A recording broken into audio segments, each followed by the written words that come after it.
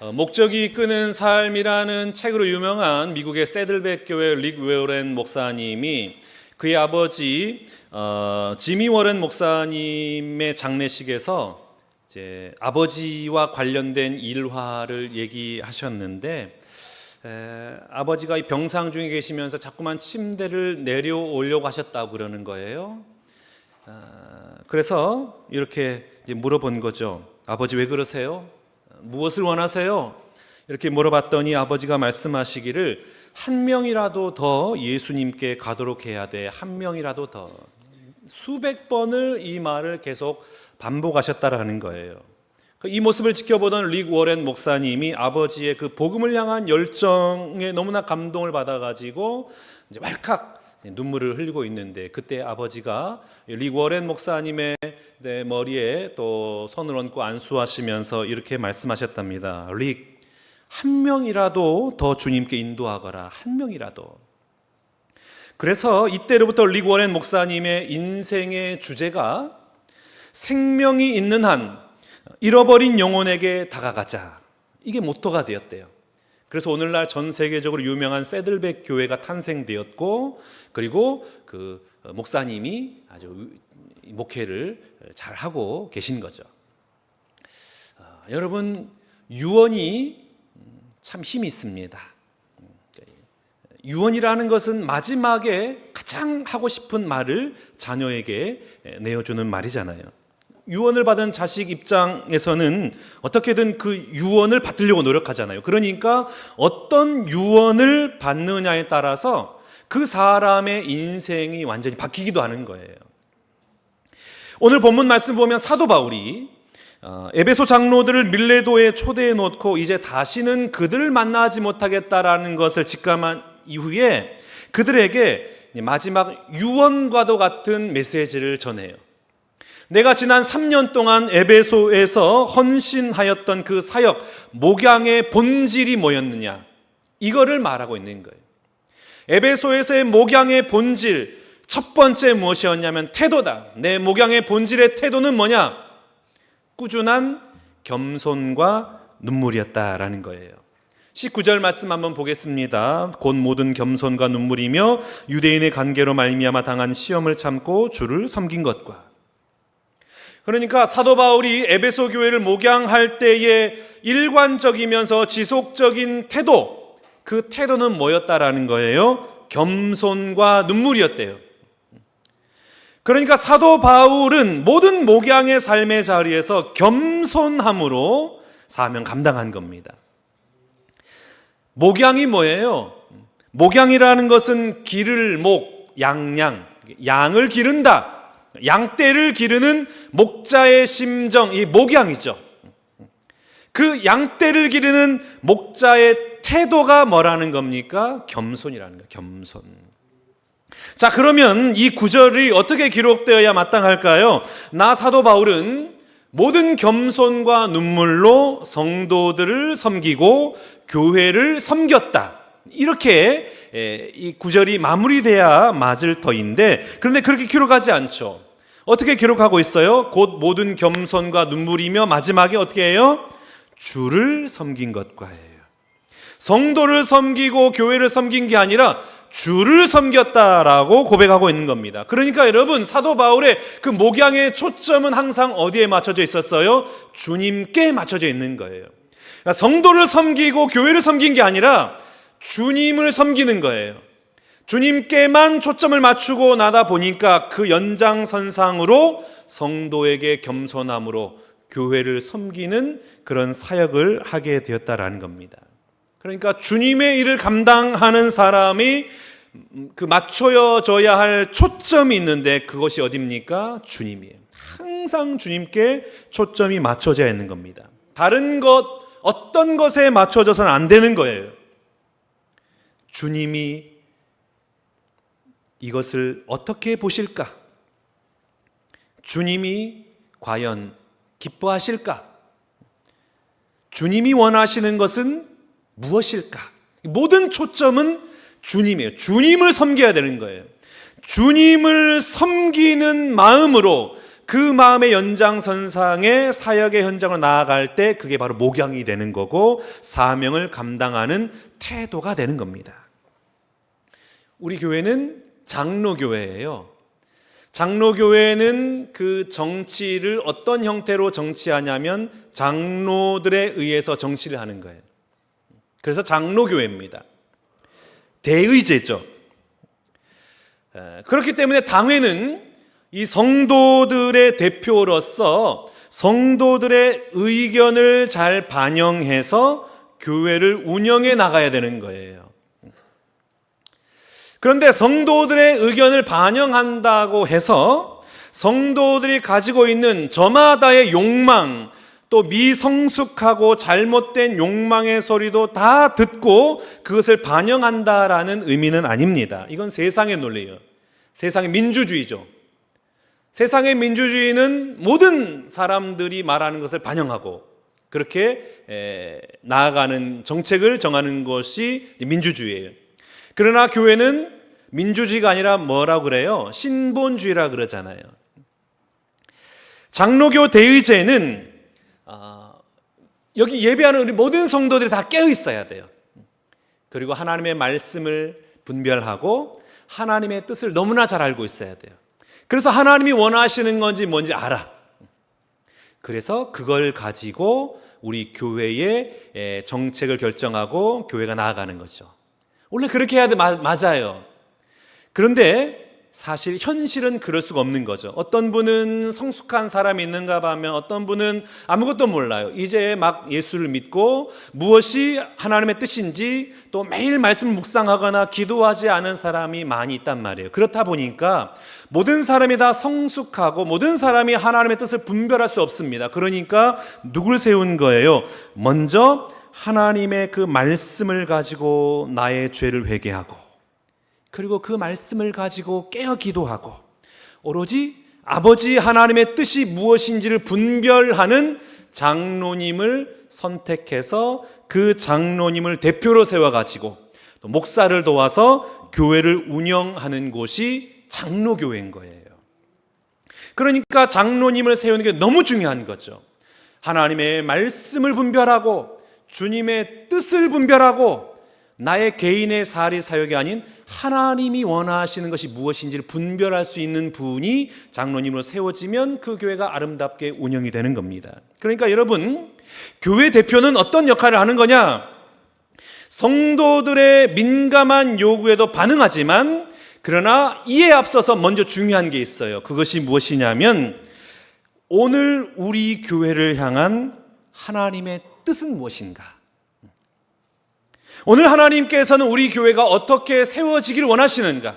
이것 가지고 매달리고 기도하고 분별하고 또 묻고 말씀을 펼쳐들고 이게 먼저 돼야 돼요. 그리고 이 마음을 가지고 성도들에게 나아가서 겸손함으로 섬기는 것, 이게 바로 교회의 모습입니다. 출애굽기를 보면은 두 가지 리더십을 우리가 발견할 수 있어요. 첫 번째는 모세의 리더십이고 또 다른 하나는 아론의 리더십입니다. 모세의 리더십은 이스라엘 백성을 이끌어가지만 그러나 철저하게 하나님 중심으로 이끌어가요. 이스라엘 백성들이 원하는 것과 하나님이 원하시는 것이 충돌이 될 때가 있잖아요. 예를 들면 이스라엘이 출애굽했어요. 출애굽해서 광야길을 걸어가는데 너무나 힘들고 배가 고파요. 그래서 그들이 어떻게 반응해요? 애굽으로 돌아가자. 애굽은 비록 노예지만 거기엔 마늘도 있고 고기도 있고 먹을 것도 있는데 이곳 광야는 먹을 것도 없고 너무나 불편한데 저 모세가 왜 우리로 하여금 이렇게 출애굽시켜가지고 고생을 시키는가? 다시 애굽으로 돌아가자. 이렇게 백성들이 원합니다. 모든 그 불평과 원망을 토해낼 때에 모세가 어떻게 말합니까? 그러나 하나님은 반대로 말하죠. 아니다. 가나안 땅을 향하여 전진해 가야 돼. 뒤를 돌아보지 말고 애굽 보지 말고 가나안을 향하여 나아가라. 하나님은 이걸 말씀하세요. 모세는 어떻게 결정합니까? 백성들의 모든 원망과 불평을 뒤로하고 하나님이 원하시는 그 길에 서요. 그래서 어떻게 돼요? 모세가 백성들이 돌을 들어가지고 모세를 죽이러 가잖아요. 백성들 원수가 된 거예요. 그러나 모세는 끝까지 하나님 편에 서서 그 길을 꿋꿋이 걸어갑니다. 아론의 리더십은 뭘까요? 모세가 하나님의 말씀을 받으려고 호렙산에 올라갔는데 한참 기다려도 내려오지 않아요? 그러니까 백성들이 자기가 가지고 있던 수많은 귀금속들을 가지고 나와서 아론에게 요청합니다. 우리에게 신을 만들어 달라. 협박하는 거예요. 너 그렇게 안 하면 너 큰일 날 줄 알아. 그러자 아론이 백성들의 협박이 무서워서 그 귀금속을 가지고 금송아지를 만들죠. 그리고 이것이 우리의 하나님이다. 그러니까 백성들이 너무나 좋아하는 거예요. 역시 우리의 리더는, 진짜 리더는 아론이다. 얼마나 좋아했는지 몰라요. 그 앞에서 춤을 추고 잔치를 벌이고 아론이 최고다. 그런데 결국 어떻게 됐습니까? 하나님으로부터 심판을 받아가지고 몰살을 당하잖아요. 그러니까 여러분, 리더라는 것은 이 회중들과 성도들의 의견을 듣는 게 매우 중요합니다. 그러나 분별하는 것, 무엇이 하나님이 원하시는 것인가. 아론은 백성들을 원하는 리더인 것으로 우리가 알고 있지만, 그러나 사실은 자세히 보면 아론은 백성들로 인정받기 원하는 자기를 섬기는 거였어요. 절대로 백성들을 섬기지 않았던 거죠. 이런 의미에서 제가 지난 목회 여정을 되돌아보면 참 부끄러운 점이 너무나 많습니다. 전도사와 부목사와 이제 담임 목사에 이르기까지 참 저는 열심히 일했어요. 정말 열심히 사역했습니다. 주일이 되면 이제 끝나면 목이 쉬어가지고 말을 못할 정도로, 그리고 몸이 너무나 지쳐가지고 문을 열면 바로 이제 누워서 잠을 자야 할 정도로, 그리고 주중에는 신방을 하다 보니까 새벽부터 밤까지 그냥 막 소리 지르면서 이제 저는 보통 기도하고 막 하니까 막 진이 빠지는 거, 7가정 8가정 하면은, 그러면은 막 밥을 먹어야 되는데 손이 이렇게 막 떨려 이렇게. 그래서 밥을 못 먹을 정도로 정말 열심히 했어요. 정말. 그렇게 열심히 했으니까 제가 이 자리에 있는 거 아니겠습니까? 왜 열심히 했을까? 지금 생각해 보면 내가 왜 그렇게 열심히 했을까? 성도들로부터 인정받기 원했던 거죠. 야, 저 목사님 참 괜찮네. 정말 잘 오셨네. 정말 열심히 하네. 우리 목사님 최고. 이 말 들으려고 그렇게 열심히 했던 거예요.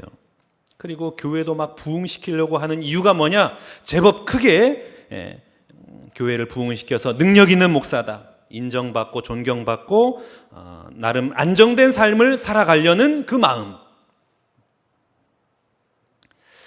그런데 사람의 일이라는 게 어떻게 다 뜻대로 됩니까? 뜻대로 안 되잖아요. 내 뜻대로 안 되면 머리를 감싸쥐고 막 소리를 지르고, 나를 반대하는 사람을 만나면 온갖 조롱과 험담을 서슴지 않고, 내가 원하지 않았던 상황을 마주하기만 하면 원망하면서 이런 상황에서 하루빨리 도망치려는 궁리만 했던 게 이제 바로 저예요. 그러다 보니까 이 목회가 기쁨과 은혜와 감사와 감동에 차고 넘쳐야 되는데 여기저기 상처가 나고 아우성치는 소리가 들리고 분열과 갈등과 반목하는 현상이 나타날 수밖에 없었던 거죠. 그러니까 제가 지금까지 해왔던 목회는 주님을 위한 목회가 아니라 저 자신을 위한 목회였던 거예요. 저의 만족. 그래서 여러분, 요즘 저는 항상 하나님의 말씀을 펼쳐들고 가장 먼저 그 말씀이 지적하는 제 안에 죄를 봅니다. 내 안의 죄는 뭘까? 그리고 그 죄를 하나님 앞에 회개해요. 그리고 내가 얼마나 완악하고 얼마나 이기적이고 얼마나 위선적이고 교만한 존재인지를, 얼마나 악한 죄인인지를 인정하게 돼요. 인정해요. 그러다 보니까 성도들을 보니까 대단해 보이는 거예요. 저는 그래도 사례비를 받고 제가 이 목양을 담당하고 있지만, 그러나 우리 찬양대나 우리 찬양팀은 오히려 자신들 돈 내면서 이제 일을 하고 있잖아요. 그러니까 그렇게 보니까 너무 대단해 보이는 거예요. 어떻게 저렇게 헌신할 수 있지? 어떻게 저렇게 기쁨으로 감당할 수 있지? 대단해 보이고 너무나 믿음이 좋아 보이고, 그러다 보니까 자연스럽게 섬길 수밖에 없는 존재로 보여지는 거예요. 주님의 내 눈에 초점이 맞춰진 거죠. 여러분, 오늘 사도 바울이 강조한 게 있습니다. 그 강조한 게 뭐냐면 21절 말씀 보겠습니다. 유대인과 헬라인들에게 하나님께 대한 회개와 우리 주 예수 그리스도께 대한 믿음을 증언한 것이라. 사도 바울이 항상 강조한 게 있습니다. 그게 뭐냐면 회개와 믿음이에요. 회개는 뭐예요? 내 안에 있는 죄를 버리고, 믿음은 뭐예요? 예수로 채우는 거예요. 내 죄를 버리고 예수로 채우는 것, 이게 바로 회개와 믿음입니다. 죄를 비운다라는 것은 어떤 의미일까요? 나를 비운다는 말이에요. 내 안에 있는 내 뜻, 내 욕망, 내 욕심, 내 교만, 내 안에 있는 그 분노와 적개심, 이걸 다 토해내는 거예요. 이게 회개입니다. 그리고 주님의 말씀을 내 안에 집어넣는 거예요. 주님의 뜻을 넣는 거죠. 주의 뜻이 무엇일까요? 나보다 남을 더 낮게 여기는 것, 그리고 그분을 위해서 눈물로 기도해 주는 것. 오늘 본문 말씀에 의하면 사도 바울이 처음에 뭐라고 그럽니까? 모든 겸손과 눈물이며, 겸손과 눈물인 거예요. 오늘 예배하는 여러분 가운데 나보다 남을 더 낮게 여기는 겸손이 임하시기를 축복합니다. 그리고 예배 때마다, 기도할 때마다 회개의 눈물샘이 터지시기를 축복합니다. 내가 죄인임이 믿어지고 내 안에 악함이 발견되고 그것을 토해내는, 그리고 한 발짝 더 나아가서 상대방을 향한 모든 비난과 분노와 적개심을 버리고 눈물로 함께 기도하며 하나님이 우리에게 맡겨주신 이 아름다운 이 신광교회 공동체를 세워나가는 여러분 모두가 다 되시기를 축복합니다.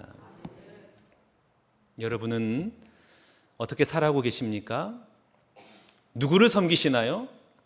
주님을 섬기시나요? 아니면 나 자신을 섬기고 있나요? 최근 내가 가장 집착하고 있었던 인정받으려는 그 인정 욕구는 무엇이 있을까요? 그 자리에 겸손을 세우려면 오늘 내가 내려놓아야 할 것은 무엇이 있을까요? 오늘 사도 바울의 고백과 같이 우리의 모든 태도가 꾸준히 계속해서 주님을 섬기는 마음으로 성도를 섬기고 주님의 몸된 교회를 겸손히 섬기는 또 여러분 되시기를 주님의 이름으로 축복합니다. 두 번째, 사도 바울이 마지막 유언과 같은 이 목양에 대해서 말한 게 있습니다. 그게 뭐냐면 방향이에요. 내 목양의 방향은 어디였다라는 거예요? 성령의 이끄심이었다. 23절 말씀 보겠습니다. 오직 성령이 각 성에서 내게 증언하여 결박과 환난이 나를 기다린다 하시나. 사도 바울은 성령의 이끌림 받는 사람이었습니다. 성령이 가라는 대로 가고 성령이 만나라는 사람 만나고 성령이 전하라 할 때 전했어요.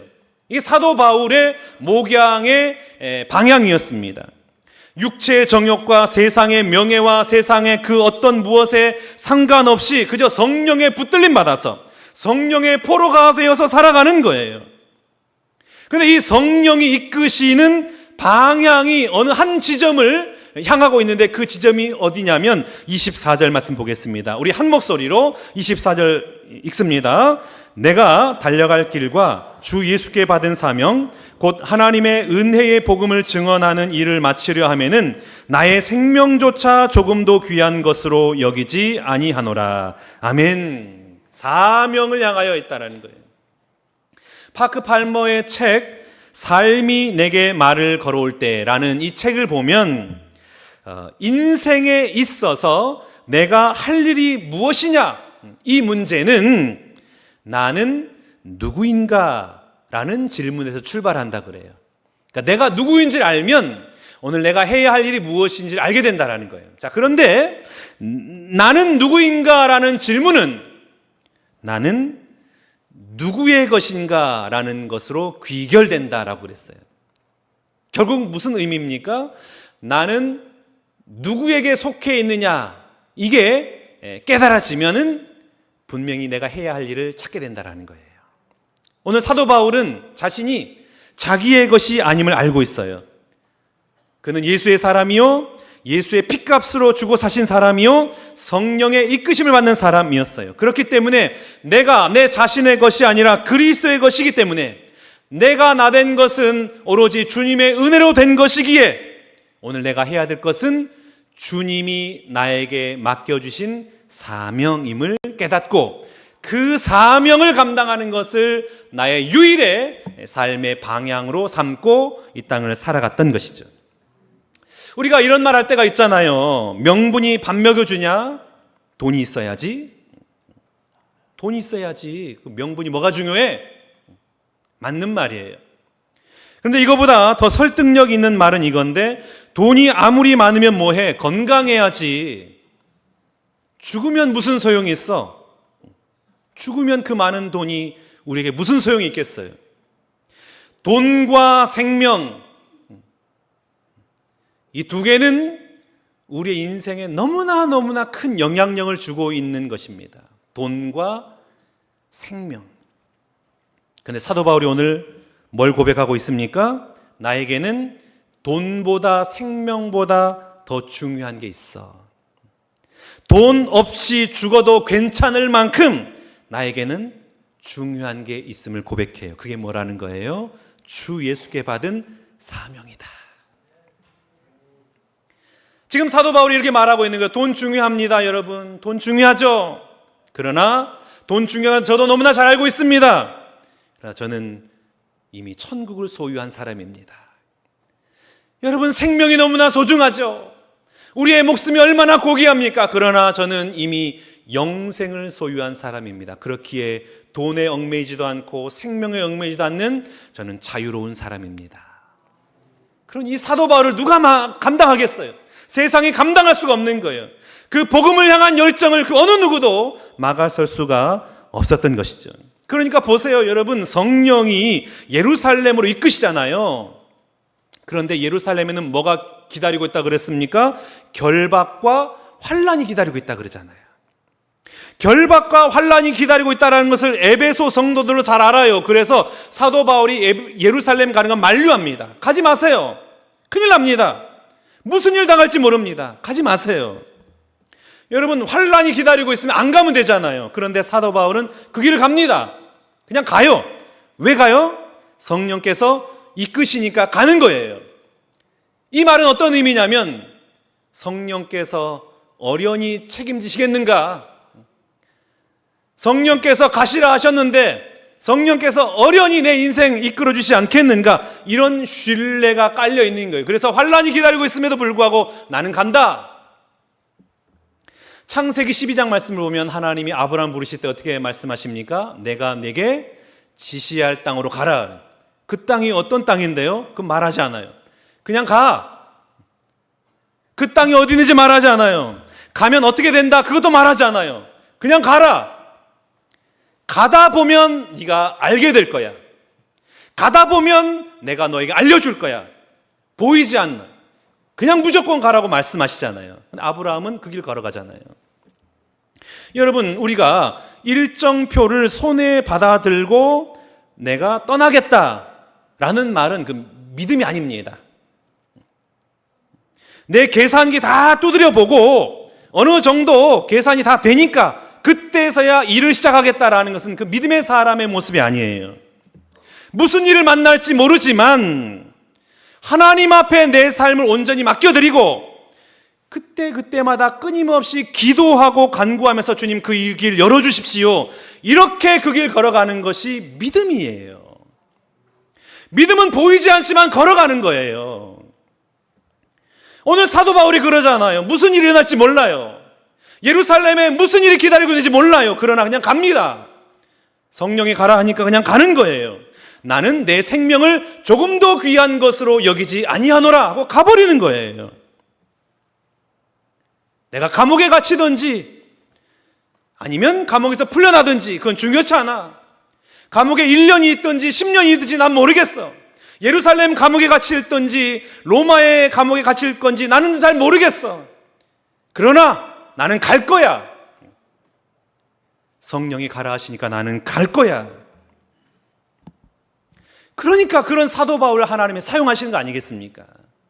온전한 의탁에 하나님 앞에 자신의 삶을 완전 맡겨버리는 거예요. 하나님이 그 사람을 사용하는 거죠. 여러분이 오늘 염려하고 불안해하고 걱정하고 근심하고 있는 일은 무엇이 있습니까? 여러분, 오늘 내가 염려하고 걱정한다는 것은 여전히 내가 나를 내려놓지 못하고 있다는 증거예요. 여전히 내 삶을 내가 컨트롤하고 있다는 증거예요. 그게 두려움과 불안이에요. 내가 하려고 하니까.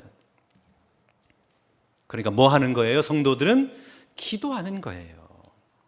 보이지 않지만, 불안하지만 그냥 그 길 걸어가면서 그때마다 기도하는 거예요. 여러분, 기도하면 뭐 성령께서 내가 원하시는 길을 열어준다 이런 의미는 아닙니다. 기도한다는 것은 무엇이냐면 나를 내려놓는 작업이에요. 이거 해주세요, 저거 해주세요. 내 욕망을 채우는 도구가 아니라 나를 비우는 작업이에요. 기도는요. 내 욕망과 내 욕심을 내려놓는 작업이 기도예요. 기도한다고 없던 길이 생기고 닫혀졌던 문이 열리고 그러는 게 아닙니다. 물론 하나님께서 은혜 베푸셔서 그러한 기적의 역사들이, 그런 놀라운 은혜의 사건들이 일어나기도 합니다. 그러나 기도를 통해서 내 삶을 하나님 앞에 의탁하는 법을 배우는 거예요. 하나님 앞에 내 삶을 맡기는 그 방법을 배우는 거예요. 하나님을 신뢰하는 법을 배우는 거죠. 사도 바울의 말을 들어보세요. 나의 달려갈 길을 마치려 하면은 내 사명 다른 것을 위해서는 나의 생명을 조금 더 귀한 것으로 여기지 아니하노라. 여러분, 하나님 앞에 온전히 맡겨드리고 순간순간 그 길 한가운데서 기도하시길 바랍니다. 길을 열어주옵소서. 하나님의 뜻이 이루어지게 하여 주옵소서. 그래서 보세요, 사도 바울이 그래서 죽었습니까? 안 죽잖아요. 사명을 마칠 때까지는 안 죽는다고요. 그러니까 요한 웨슬레가 위대한 말 했잖아요. 사명자는 사명을 마치기까지는 결코 죽는 법이 없다. 죽지 않아요. 우리에게 맡겨주신 그 사명 꼭 붙들고 성령 이끄시는 그 길 따라 말씀을 펼쳐들고 기도하면서 하나님 이끌어 가시는 그 길을 걸어가는 저와 여러분 될 수 있기를 축복합니다. 오늘 주신 말씀처럼 우리의 모든 시선을 주님께만 고정시키고, 그리고 성령께서 지시하는 대로, 성령께서 깨닫는 대로, 깨닫게 하시는 대로, 성령께서 이끄시는 대로 그 길을 믿음으로, 기쁨으로, 감사함으로 걸어가는 또 저와 여러분 모두가 다 되시기를 주님의 이름으로 축원합니다.